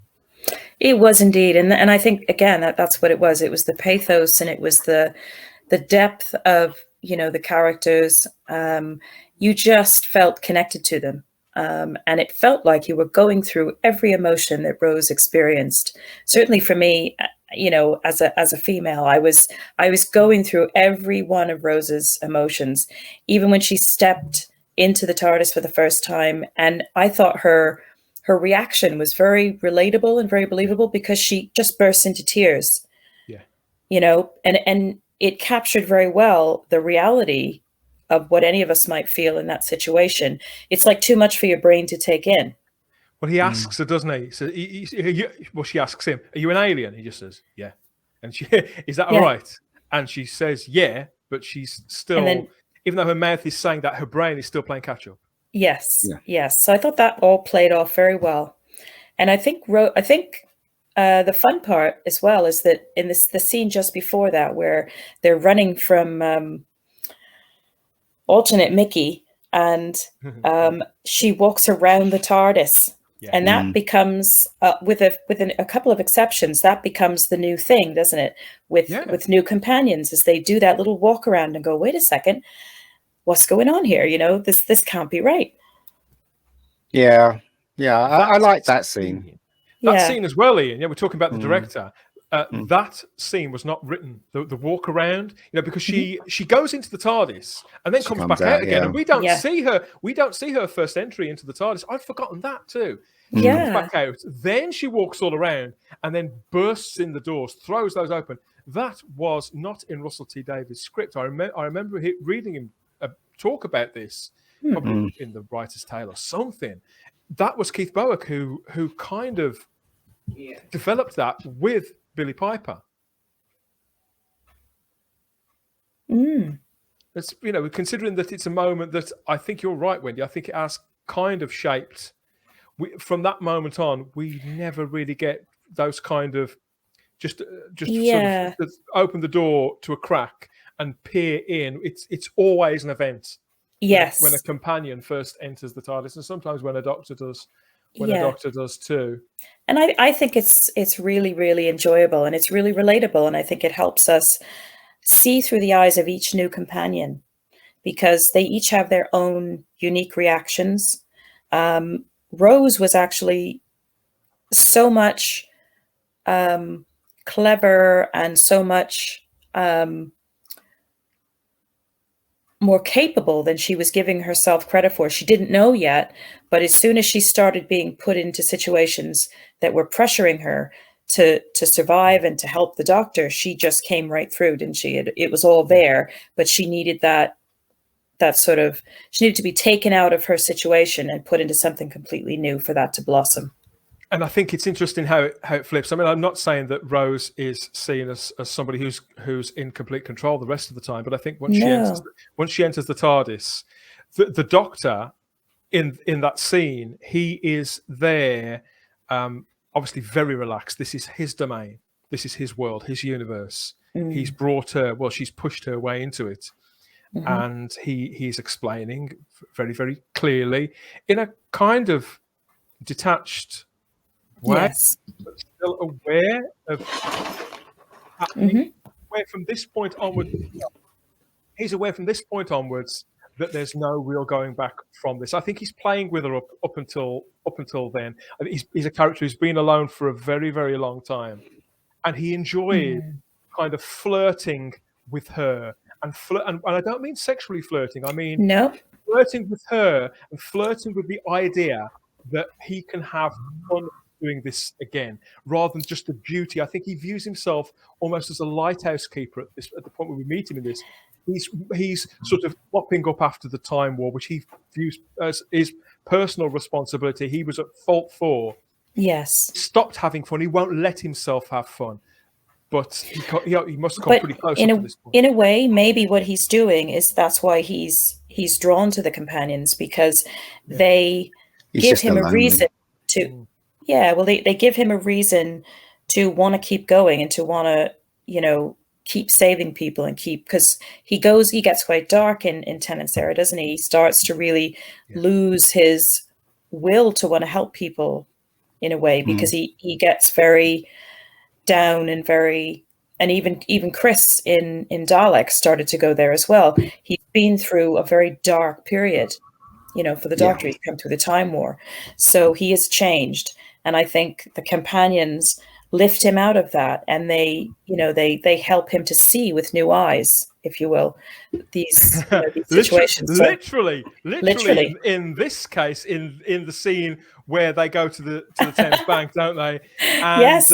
Actually, for all that we've said about Chris Eccleston's comic timing, he's a lot better in this scene, isn't he? Ian? With the big whip, with the Millennium. Yeah, that bit's funny. Yeah, that bit was funny. I just get the feeling that he was. I don't know when they shot that bit compared to the episode, but it looked. The humor worked slightly better there than it did in the beginning of the episode. That's for sure. Oh, I agree. But I mean, the thing is with this Doctor, as I said, I think episodes like this with this kind of tone doesn't suit his Doctor at all. Say with the serious ones it does, but I mean, the thing is though, Russell T created this thing that the Doctor needs a companion, but if you look at the classic ones, the Doctor really didn't need the companion. He was just a Doctor, and the companions were the ones that decided to ride with him. Do you know what I mean? But Russell T and Moff went on this thing about how he was lonely and he needed a companion and stuff like that, so it'll stop him from doing bad things and all that. And that wasn't really in the classic Who, was it? Really, let's face it. So no, I understand I they have to change. I understand they have to change. I agree. I think the loneliness concept might be a little bit of a tricky one, and unfortunately lead you down a slightly worrisome path, because sometimes you make a bit of a rod for your own back then by doing that. Well, because by doing everything that you talked about earlier on, Wendy, the whole the archetype, because that was never quite. I think the Doctor was a unique archetype, and I think that is. We talked about this on Type 40 Live a few weeks ago. That when the show came back, this was a concerted effort made by Russell T Davies to turn the Doctor into this kind of into this mythological figure, and because the universe that he existed in had been through a war in the interim, and he was one of the only survivors, it would make sense that he would step into heroism, or step into the role where he could be mythologized. Is that the right? Well, I don't understand how that. Well, how does that work, Dan? Other civilizations, because we see this in here in this episode, where he comes face to face with the Nestene consciousness, with the big orange wobbly mass. Because even though the Nestene doesn't recognize, the Nestene doesn't recognize him as the Doctor. The Nestene consciousness recognizes the Doctor as a Time Lord, and they've just been through this. And the Nestenes are now homeless, and that's the reason why they're there. There's not a dense plot to this, but that is the plot that after the war, the Nestenes are homeless. They've got no resources, no protein planets. They are dying. They are destitute as a result of the war started. Or, one could argue, started by the Time Lords. And how does that work, Dan? All right, so basically, when did see? This is what puzzles me. When did the war start, and when did it end? And so if the Doctor goes back in time, does that mean to say that the Time Lords are still alive because he went back in time? Where does the Time Lords live in the timeline? The idea is that Gallifrey always exists in its own kind of little bubble. In its own kind. All right, gotcha. And that's why there's fixed points. It's sort of in the center of the web of time. Center in time. Okay, gotcha. I don't know how people out there in the chat feel about this. I felt at the time, before it was even stated, and I think it's been stated since the Time War started, effectively with Genesis of the Daleks, when the Time Lords actively interfered in the development of the Daleks to change history, because they felt that the Daleks were too maniacal, and that they would eventually take over the entire universe, and obviously that they'd come to a point where they would be at where they would maybe invade Gallifrey, which eventually Which they does did. happen. Yeah, so the Time Lords preemptively strike by sending the Doctor to interfere with their earliest development. Well, something you said earlier, Dan, made me think of something you mentioned, something that I'd said previously about the archetypes and that whole thing. But I think that also goes back all the way back through Who, right to the very start, because any character can be an archetype, and it just, that I still feel that that's what the spark was with Doctor Who, because you have a male figure who you can look up to, and whatever your social situation was, whatever your life situation was, if you were missing a parent, or if you were feeling alone, or you didn't have any brothers and sisters, or whatever, you didn't have a teacher in your life that was there as that sort of role model for you, the Doctor becomes that. And for many of us, it is such a powerful one, and that's why it feels so painful when we perceive that things aren't being done right or aren't being treated with enough respect, because it's now established that for generations, certainly for our generation, particularly, the longer you've been involved with Doctor Who, from in my case, from Tom's era, but obviously having gone back through and watched it all, the longer you've been involved, the longer it's had to embed into your mind and into your psyche. So it's hard. It's a tough one. Yeah, it is. Beautifully put, Wendy. I couldn't agree more. Thank you.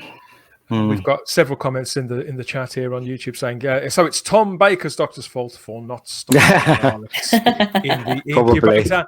And Jonathan Cox adds, do I have the right? Do any of us have the right? You have the right Well, he to enjoy didn't. Doctor Who, Jonathan. And Moons of That's Madness right. simply adds, oh, come on. It's all wibbly wobbly, Ian. Yeah, We well, know that by now, hadn't we? Wibbly wobbly is the catch-all phrase to make up for all absolute nonsense, of course it is. absolutely. Absolutely. So, I mean, the upshot of it is that Russell T Davies, he gives us this mythology anew for the new audience that he's trying to court and trying to sweep away. But I think that what he does offer us is really, really logical. It makes story sense. It makes sense in line with the characters as they were. The Autons, they were only in 2 stories originally, and they were, I've always enjoyed the Autons. I think they're delightful. Why didn't they bring back the homes? But the chair, the live chair? The Master's chair. Well, we do get the arm instead. We get the floating arm instead. Damn it! That would have been good. That's the nearest we saw. That would have been a lovely homage, wouldn't it? Yeah, and I love all that stuff. I mean, that's the fun element, isn't it? That's the spirit of classic Doctor Who. The bit with the, because that distended arm that stops in midair back in the flat when they're fighting over the coffee table, that effect would not have been possible during classic Doctor Who. And yet we always forget that effect very rarely gets talked about now, I think. Yeah. It's funny what we take for granted, isn't it? It is. It is. It definitely is. It is. And we get to the culmination of it all, and Rose is reunited with Mickey, the real Mickey. He's safe and he's well. And the Autons are in their lair, aren't they, with serving the Nestine consciousness, and the Doctor's got his anti-plastic. So this is under the London Eye, isn't it? Under the London Eye. Yeah. That little porthole thing he opens to go in there. I've been looking for that everywhere. I went down to that bridge, couldn't find it anywhere. It's not there. I did look for it. That could have been a prop. I think they filmed that on the Thames Barrier, that sequence. Right. So it may not have been real. It may have been a build. I wanted to go down there, but I can't find it. But this is kind of where Chris Eccleston comes into his own, isn't it? Because these scenes are, I won't say powerful, but he is formidable. He takes the lead. He is the hero and delivers I wouldn't say a speech, but kind of an ultimatum, in a flippant way. But Dan, right, for me and Wendy, this scene doesn't work too well. It works, but it doesn't, because The Doctor never ever uses violence ever, right? I mean, all right, John Pertwee chopped somebody a couple of times and stuff like that, and Peter Davison shot a Cyberman with a gun, right? But generally, the Doctor doesn't use any violence at all. And Correct, yeah.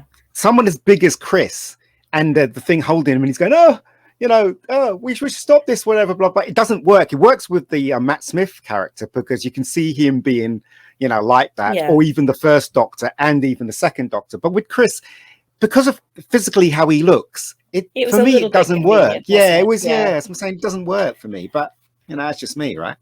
So, but anyway. That's completely fair. That's a fair observation, Ian. Yeah. He's obviously famously from Salford in Manchester. Yes, exactly. But he never talks about it.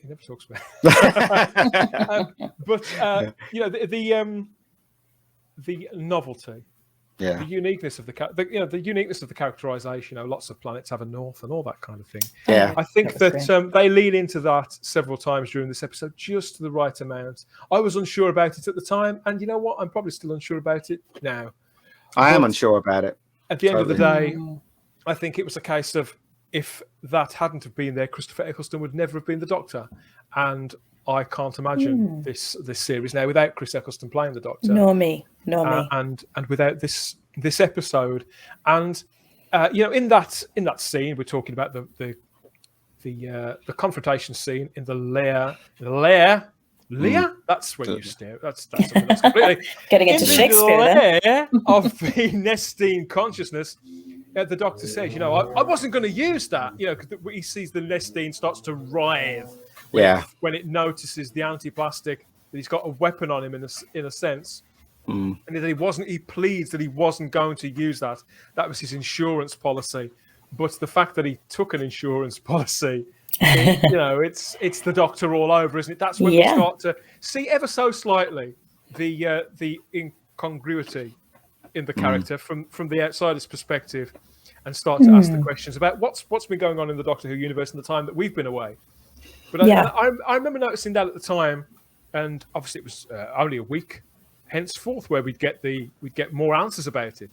But at the time, it was just the tiniest droplet of information, and even the mentions of the Shadow Proclamation, which don't get mentioned again for years. Yes, that's right. Until Tennant comes in, he mentions in it. The Jadoon, yes. It's quite late in the day now era. But it's all seeded, and even though that I don't, at the point that they shot this, certainly when it was written, Russell couldn't have known how things were going to go for the show in the short term or the long term. But I think just like writers like Joe Michael Straczynski with Babylon 5, he believed in that which he was putting on the page and in actors' mouths. And although he couldn't guarantee its success, Wendy, of course he couldn't. It all feels really sort of built for purpose. The passion was there, and it all sort of was in the right places, even though production-wise, as Ian pointed out, it had plenty of issues. At the end of the day, what ended up on screen to the majority of the viewing public was something that, if it hadn't been right, we wouldn't be here talking about it today, potentially, because if that hadn't caught on, it might not have, been given a second chance to come back a following season. It was always gonna. It was a no-brainer as far as I was concerned. Even at that moment in time, I knew the right thing to do was to bring back the Doctor. Even when I saw the movie, I thought the right thing to do is bring him back now, please. Do you know what I mean? And the fans were the only ones that knew that there was life. It doesn't matter how long Doctor Who's off the screen. We were buying the merchandise. We were still reading the books. So how could the BBC not have seen this?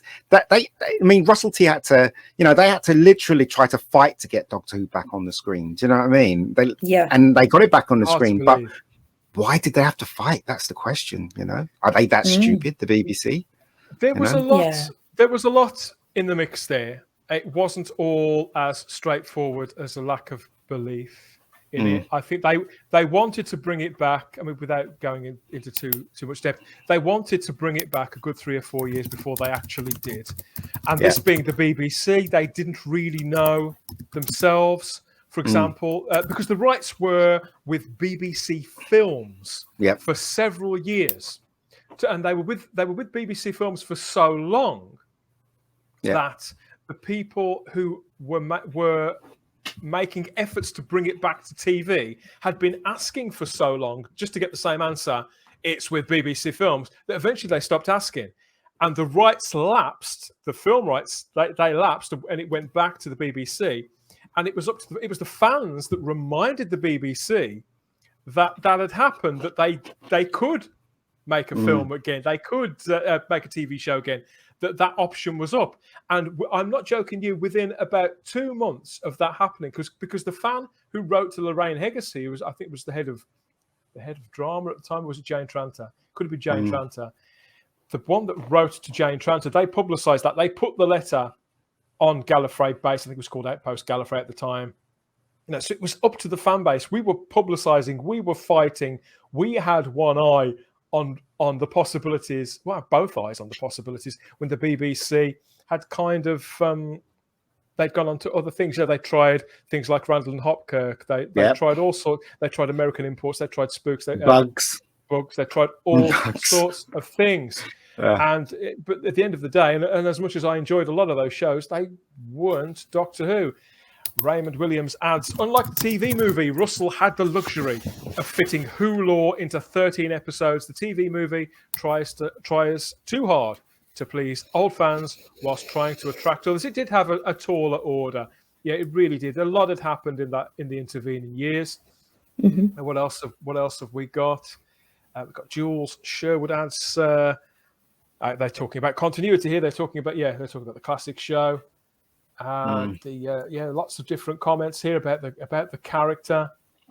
And Northern accent was a bit jarring. And the archetypes, people still feel that way about the Northern accent, and I feel that it's got us to a situation now where the Doctor is too human, where the Doctor can be Scottish or from Sheffield or from anywhere else. But you know what, mate? The Doctor shouldn't be.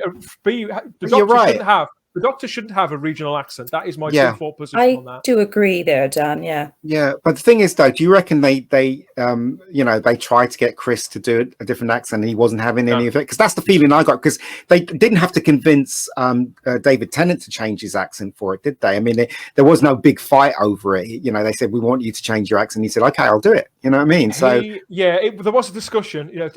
Without getting ahead of ourselves, there was a discussion about it, and Tennant, and it was up in the air what they were going to do. I think with Chris, there was no discussion. I think they were happy to have an actor that people would take seriously in that role, and because the words on the page were the most important thing, and selling this show all over again was by no means a certainty that it was going to work, no matter how good the material was. Sure. Because if it hadn't have, within 2 or 3 weeks, if it hadn't got good figures, they would so cancelled it. Yeah. And it wouldn't have mattered whether Chris had got it right. The fact that Chris got it right from the get-go wouldn't really have mattered from that moment where he says "run." That people still quote. That people still quote now. We looking at the end of the episode. I want to talk a little bit about Billie Piper and Rose Tyler before we leave it. She's put in a situation towards the end where the action it's all wrapped up, and the Autons are lifeless plastic again. And once she has, she's scooped up Mickey and sort of pulled him away from the fire. That's a great explosion that we get at the end of the episode. I thought, it was great model work that was. And so they're back together. She's got Mickey back. He's very much in her care. She goes to check on her mother, on Jackie. Just gives her a ring. And Jackie's in the shopping precinct, walking around all the Autons, all the wreckage and things like that. It's a lovely moment. Have you noticed that Rose doesn't actually say anything to Jackie? No, Jackie just launches into her get out. Yeah. And then Jackie rings her after everything's done. And she goes, don't go outside the house. Don't go outside the house. And she starts laughing. Then she quits the call on her mum. No, that's not good, is it? I think it's once that she knows that her mum's she's all right. Yeah, she knows her mum's okay. She knows she can pick up that conversation in a couple of hours' time. Yeah, whether that couple of hours' time ends up being much longer or not. Whereas the situation with Mickey is, she knows that her mother may be a bit of a nightmare, but she'll always be okay. Yeah. And a lot of the things that her mother asks of her, she's more than capable of doing for herself. And so her mum will be all right. Yeah. Whereas Mickey probably may not be all right. And so she can't, for example, just go gallivanting off in a blue box with a complete stranger, because she is needed. She feels the weight of that responsibility, I think, doesn't she, Wendy? Yes, definitely. And you can see it play out in those scenes. And there is a definite, you can see the affection in Rose's face and her facial expression when she's talking, Jackie's on the phone and then she just sort of quits the call. As you say, you can see it's like, oh, okay, she's all right. And she's dealing with the situation at hand, which is Mickey clinging to her, being terrified and having just gone through an incredibly life-changing experience. Yeah. She's already got the measure of the Doctor in a way, so she's a bit of an old hat at this already, and poor Mickey has been dragged into it sort of against his will. But yeah, that scene is, I think, is equally important as the first scene, because now we're seeing what Rose is going to do. What's she going to do next? What decision is she going to make? I think she knows instantly that. I think she's instantly hit Ian by the fact that the universe, well, not necessarily the universe, because she's still on Earth at this point, but that the world around her is bigger than she'd recognised before in her job, going from the flat to her job to the chip shop and Mickey's place in a square like that. So this part. Yeah, this part here was one of the best performances, and it only lasts a couple of seconds. It's the bit where he says, "Why don't you come with me?" And she goes, "No, I've got to look after Mickey." And they spend a second or two looking at each other, and you can see the disappointment on Eccleston's face, and you can see that Billy is registering his disappointment. And then when he shuts the door, because he shuts it very slowly, he backs off slowly, and he shuts the door and he disappears. And then she kind of like sighs, and then she has to deal with Mickey. But when he comes back and says, we travel in time and space, she probably says, "What the hell?" Do you know what I mean? What the hell? I've got to do this. I think it's that moment when she realizes that she'd made a mistake. Jackie will be okay. It's just Mickey. Just Mickey, yeah. And he is an adult. I think he's meant to be slightly older. No, he is meant to be slightly younger than Rose, isn't he? I can't quite remember. I think he's just. They're both the same age, are they not? They used to go to school together, right? I can't remember. We did hear a little bit about her school life in this, but this is also the first time I've watched this episode, Wendy, since I read the book. I read Russell T Davies' book. And that is, he introduces so many other things in that, as a lot of the Target books traditionally did. For example, Mickey is given a completely different. In this, he is a great big lummox that gets into tight spots. That he's all about the football, all about his web history. But a good bloke. A good guy. Yeah, just a good guy who's doing his best. He loves her. But if there's a match on, we'll go and watch that, whatever. And she knows that he'll be okay too. But it's the look on the Doctor's face, because he knows that as soon as he tells her it's a time machine, that he even stands away from the door, doesn't he? He knows he leaves it open. He leaves it open. Well, he's letting her. Sorry, Dan, go ahead. Well, that's what the flirting I was talking about earlier on. That's what that has been leading to. That moment where the door's wide open. He knows what her answer's going to be. Yeah, and he's signaling to her. He knows that she's smart enough to figure out that by adding that it's a time machine, that means that she can come with him, and it won't matter, because they can always go back to that same moment in time again. So it was a very clever move on the Doctor's part, and it shows that he really wants her to come with him. And it was just, and as you said, that moment, that glance between Billy and the Doctor there, it's this, the information that's exchanged between the two of them is brilliant. It's just really well done. Yeah, it's one of many great moments, and absolutely. And she runs in slow motion towards the perfectly TARDIS. Played. Yeah, I always thought that was curious. I always thought that was curious as well. I still don't think that quite works, but yeah, it's all right though. Kind of works, I guess. I thought that worked. The entire episode has become almost warts and all. And I use the word warts. I think that's too harsh. But I think that so. all of it has become iconic, and I wouldn't change. Genuinely, I wouldn't change a single scene of this now. I love it as it is. I do. I think as a piece of classic part of history, vintage TV. It is part of TV history, not just Doctor Who history, isn't it? Yeah, it's part of history. I mean, quite frankly, I wouldn't. I mean, if I was in charge of Doctor Who and I was in charge of merchandise, I would tell them to go back and correct some of the effects in there and stuff like that. I would, because it's worth it. Because you know that if you have a version where you correct certain things, the fans are just going to, especially the old fans, they're just going to go crazy and buy it. Do you know what I mean? And that's the power of Doctor Who. So I would do that. But then again, we're talking about the BBC here, and haven't got a freaking clue on how to deal with Doctor Who. So. Sadly, no. Sadly, it's at the time. I mean, I had my rather cathartic evening where I watched that episode twice back to back, along with Doctor Who Confidential, and I think there was many people who probably watched it 3 or 4 times in that one night. Fortunately, the British public did watch it. I've got the figures here. A lot on Rose. Rose was it was shown on the 26th of March 2005, and unofficial overnight viewing figures, according to Barb, that's the Broadcasters Audience Research Board. As people on Twitter don't seem to realise that it does actually exist. It is an official place. It's not just that somewhere that we've invented to try and prove you wrong that stats actually matter.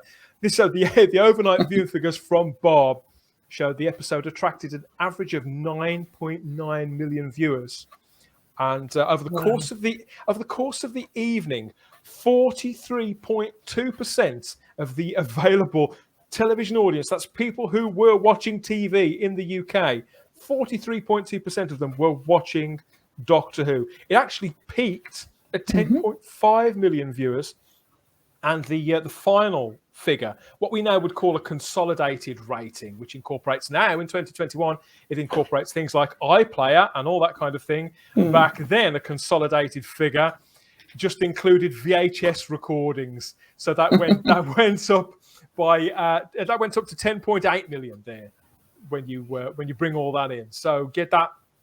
That's big. It was. I remember recording it on VHS. I remember recording Doctor Who the movie on VHS. Don't know where they've gone now, but I remember watching the first episode again, and sighing at every moment. Just going like this all the time. But the thing is that, as I said, but the most important thing here is I was happy to see the Time Lord back in its rightful place at the right time, which was 7. Was it 7 o'clock? Dan, I can't remember now. It was 7, wasn't it? On Saturday. And I was just happy to see the TARDIS, and you know what? No matter how disappointed I was with the first episode, I was tuning in the next episode. Do you know what I mean? So it got me. Yeah. It hooked me. Well, that wonderful scene where the camera pans down the street as Rose is running from where the doctor's just told her to run, and the camera pans and we see the TARDIS tucked away on what was actually a Cardiff street, which was supposed to be a London street. Yeah. Oh my goodness, it was a physical intake of breath. Just that wonderful sort of there it is. It never. The thing is, when you go to the conventions and you see the TARDIS, because every convention I've been to, they have a TARDIS, right? Doesn't matter if it's a Star Wars convention, there's a TARDIS, and it's just standing next to the TARDIS and getting your pictures taken next to the TARDIS. Because there's something about the TARDIS that's just, you feel that's part of you. Do you know what I mean? You feel that you own that thing. So, just seeing the TARDIS back on BBC again just made me smile. It's like an old friend. It's like seeing an old friend again. It doesn't matter how many times you've had your picture taken with it, or you might have 50 different TARDISes all over your home. When you see that big full-size TARDIS, it just comes all back to you again. Comes flooding back. We have several of our viewers here on YouTube are chipping in to help with the old boy's memory here. So Crimpling Doubloon says about Mickey that yes, he's a boy when she's just a baby in Father's Day, sort of 8 episodes. I remember that. I knew there was something like that going on. So he is older, and maybe not so wiser, but he definitely feels a responsibility towards her.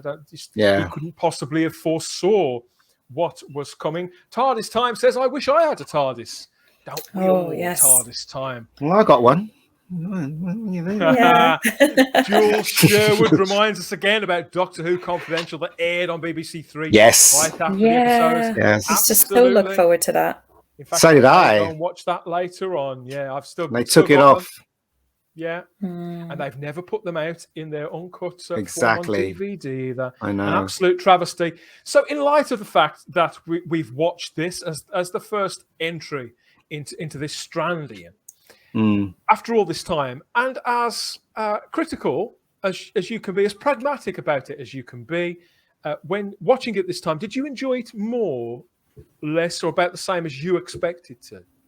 I enjoyed watching it again. It's I mean, the thing is that I'm not sighing a lot now because I know that this is part of history and that's what they dealt with and this is the episode. But as I said, I always remember the first time I saw it being so disappointed. I mean, me and my brother always watch Doctor Who together. Me and my brother Richard, we all sit and watch Doctor Who together. Even the last time I watched Doctor Who with him was the first episode of Jodie, and that was it for me. I couldn't watch anymore, and he still watches it. But I remember watching this being disappointed. But recently, when I watched this, Dan, I enjoyed it for what it is. It's just the way it is. And I enjoyed watching Wendy? it. Had it been a while for you too? I mean, I know that this has got a different emotional resonance for you, but as an episode of TV, how did you find it this time? It had been a while, and I have to be honest. In the last few years, with everything that's gone on, and a lot of the disappointments as many of us have faced, I couldn't bring myself to watch. I could watch classic Who, but I hadn't stepped back into, I'll call it New Who, in quite a while. And I was a bit afraid because I knew it would just be extremely overwhelming, very emotionally overwhelming. Tissue as well. Yes. So seeing it again was wonderful. I mean, and it did give me the desire now to go back and watch more again of New Who, to go back through it, because there's so much there that I love. There is so many different episodes and stories and doctors, but it was fantastic to see it again, because I found myself, I was saying to you guys earlier before we went live, I was in bits. I watched it again and I was just in bits. I just thought, this is Doctor Who. Oh my God. It's too much of a reminder of what Doctor Who is supposed to be. But you know what? I think it's jaunty. I think that's what I'm going to. What was clever is that they put the clips of the second episode in the first episode, and I remember that was one of the reasons why I wanted to carry on watching Doctor Who, because I saw those. Well. Oh, did you? I said that the clip. I was like, I want to see that. No, you love it now. It was a masterstroke, an absolute masterstroke. That was. I was really grumpy about that at the time. All right, yeah, because they never used to do it in classic, did they? No, it was a completely new thing.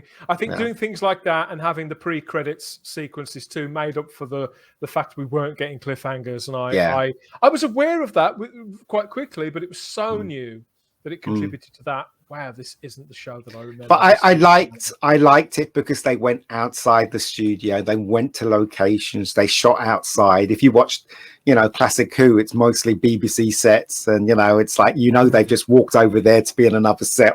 So it's very much a play when you watch the classic Who.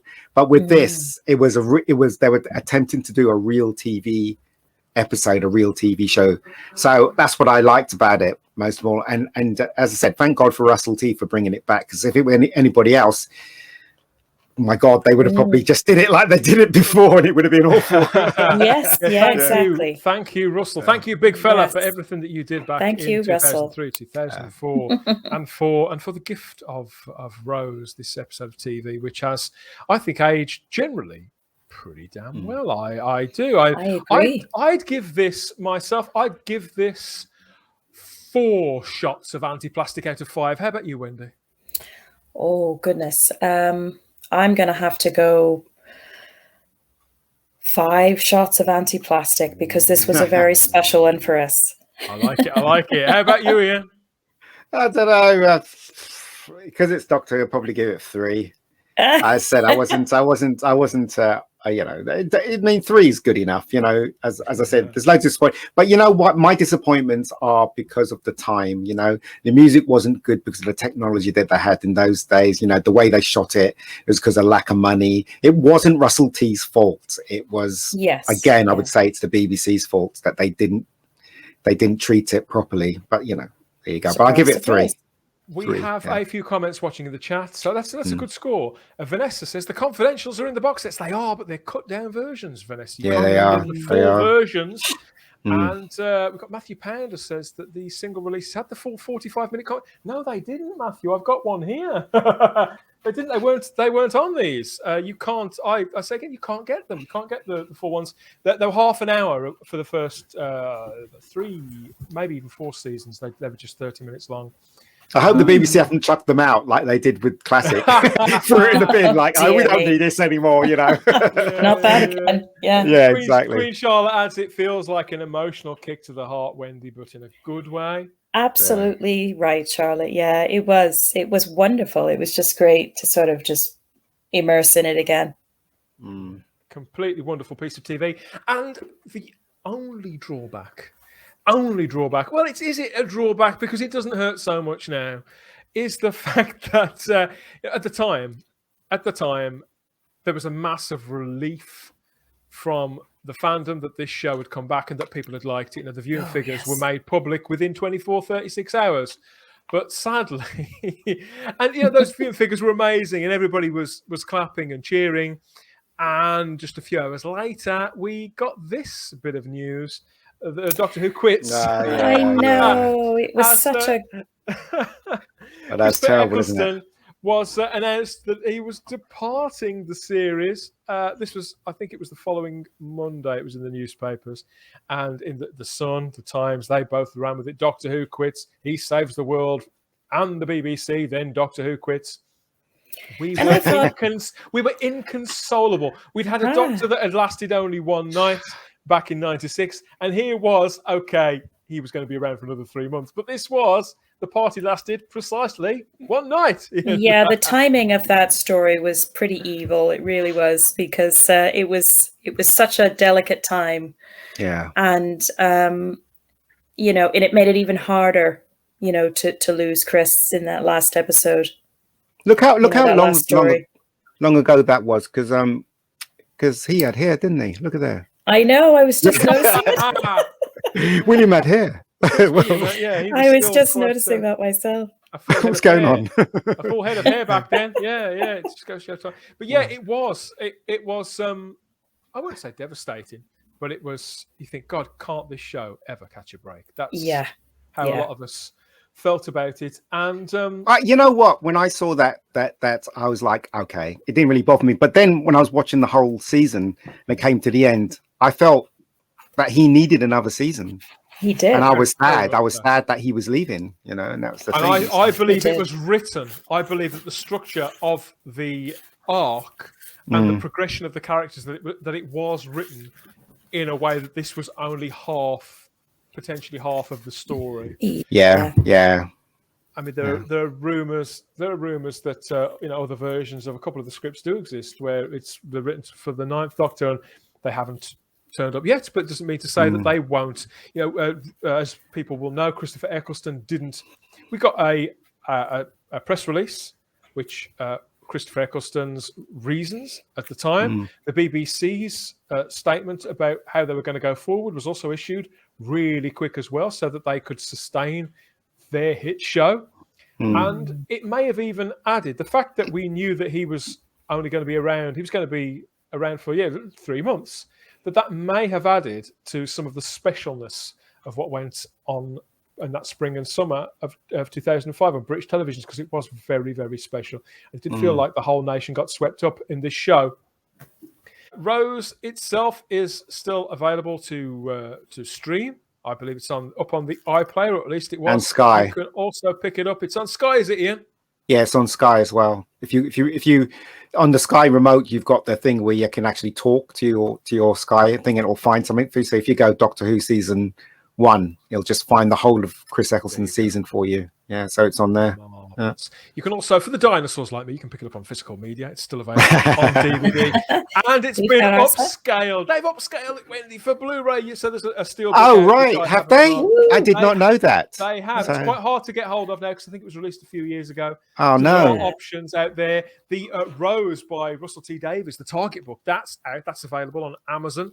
And if you're a bit of a lazy reader like me, the audio book read by Camille Kaduri, that's out too. So take your pick whether you want to read it or have it be read to one. The choice. Very good. The choice is yours. Thanks for joining me for this one, for this review. I'm calling it a review. It's more of a chat, really, because the way I view these conversations potentially is with episodes of Doctor Who like this, particularly the ones that are this pivotal, but episodes that we've lived with us now for a decade and a half, Ian. You know, this is not the first word on Rose by Russell T Davies, and it's not like we're laying any claim that this is the definitive final word on this episode of TV. It's not even my final word on it. I could change my mind about this episode the more times I watch it. But all we're offering with this strand is just the latest word in context now to whatever springs to mind. And if you've enjoyed it, please like the video. And leave us comments too. The comments. We love the comment section. They've positively erupted in the last couple of months. So we love that. Keep the engagement coming. We want to hear from you if you want to hear from us. So please like the video. Subscribe to the channel so you get the notifications, not just about the next time that we go live, but any podcasts that we put out, other Doctor Who content, other kinds of other content, because that's coming too. And hit the little bell, that little cloister bell, so you get the notifications about when we go live next. Probably for Type 40 Live, the big live show coming up on Thursday. Can I say something on this Facebook channel? Of course you can, Ian, if you insist. I just like to say to all the people that are out there watching this, I like to say, if you want to come on this slot and you're a huge Doctor Who fan, then you're welcome to. But we wanted to have a little fun with it and throw the doors open. And who knows what's next? But let us know if you've enjoyed this show. We need to know. Let us know in the comment section. And by all means, if you'd like to come in and have a chat, think of it as a book club for episodes of Doctor Who or for Doctor Who stories. Come and have a chat. Pour yourself a drink. Grab a biscuit, a jammy dodger, or a jelly baby, or whatever else. Throw down with us and come and have a reminisce about the best and the worst of Doctor Who, because it'll be indiscriminate if we are going to continue these travels through the time and space continuum. Raider Customs has just popped in, Wendy. Just to see you. How about this? Just in from work. We'll catch up with this later. How about that? Oh, lovely. I do the same to a lot of videos. It's sometimes hard to catch the lives when they go out, so it's always wonderful to be able to go back and watch them a little bit later. Bye, Vanessa. Vanessa's a very big fan. Oh, bye, Vanessa. We appreciate her totally. Thanks so much for everybody that's been in the chat and. Thanks for watching and listening, everybody. I've really enjoyed it. It's gone longer than I expected. I won't lie, but it's a big episode of TV. In a good way. In a good way. In a good way. And when you're having fun, I wanted it to be sort of casual and quite relaxed, and I think that's mission accomplished. Wendy, thank you so much for joining us. I do hope you've enjoyed it. We'd love to have you back, either for further episodes of this or other things that we've got coming up. Oh, lovely. Ian, as always, thanks for your company. Thanks for your insight, for the brickbats and the bouquets. I know, Russell, you won't take it personally. Of course not. Again, thanks for joining us, everybody. That wraps it up now. I'm going to go and get something to eat. What have you two Sounds like a plan. I think it's the kind of evening for a salad. I think it's still way. It's quite What's the time anyway? Yeah. Oh, Jesus, Thomas. It's 5:30. Well, thank you so much both for inviting me and for having me on. I really do appreciate it. It's an absolute honor, and I will be back. Good stuff. Yeah. Cheers. And thanks to you for being there with us. Enjoy the rest of your evening. Speak soon. Bye-bye.